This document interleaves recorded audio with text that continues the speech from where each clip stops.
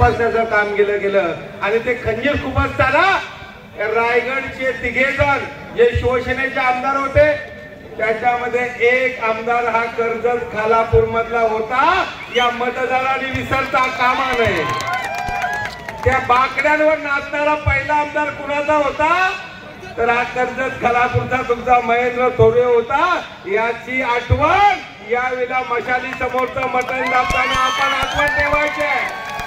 निश्चितपणे ही जी आघाडी आहे सोनियाजी गांधी यांच्या नेतृत्वाखाली शरद पवार साहेबांच्या नेतृत्वाखाली आणि महाराष्ट्राचा एकमेव सर्वात चांगला असा सृजनशील मुख्यमंत्री या महाराष्ट्राने पाहिला त्या उद्धवजी ठाकरे यांच्या नेतृत्वाखाली आपण महाविकास आघाडीचं सरकार अतिशय चांगलं चालत होतं। आणि हे चालत असताना भारतीय जनता पार्टीला ज्यांना प्रत्येक ठिकाणी लोकांच्या सरकारचे लचके तोडण्याची सवय ज्यांनी कर्नाटकमध्ये केली, गोव्यामध्ये केली, मणिपूरमध्ये केली आणि तोच प्रयोग मध्य प्रदेश नंतर महाराष्ट्रामध्ये केला।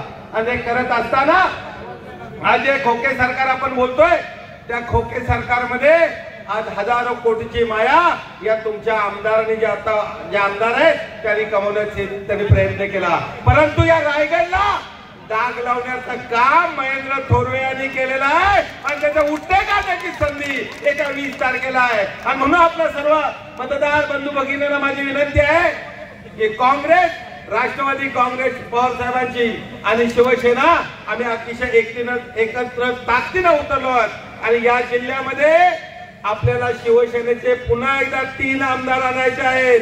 कुठले कुठले आमदार आणायचे आहेत तर पहिला आमदार नितीन सावंत यांच्या रूपानं कर्जत खालापूर मध्ये जाणार आहे। त्याच्याबरोबर महाड पोलादपूर मध्ये आपल्या स्नेहताई जगताप या माणिकरावांच्या कन्या आणि ते गोगावले जे पक्षप्रतोद राहिले या गद्दार गटाचे त्यांचा सपाटून त्या पराभव करून या विधानसभेमध्ये मशालीच्या चिन्हामध्ये जाणार आहे।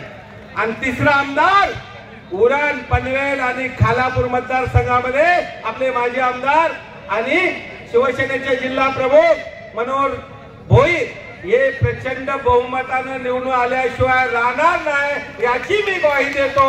आणि आपली जी प्रचंड संख्या सांगून देते की आदित्यजी ठाकरे आपल्याला मार्गदर्शन करणार आहेत। आपले नेते सचिनजी आहेर आमचे मित्र इथं बसलेले आहेत, माजी मंत्री आहेत। निश्चितपणे हा जो आपला प्रतिसाद आहे हे विसरता कामा नये।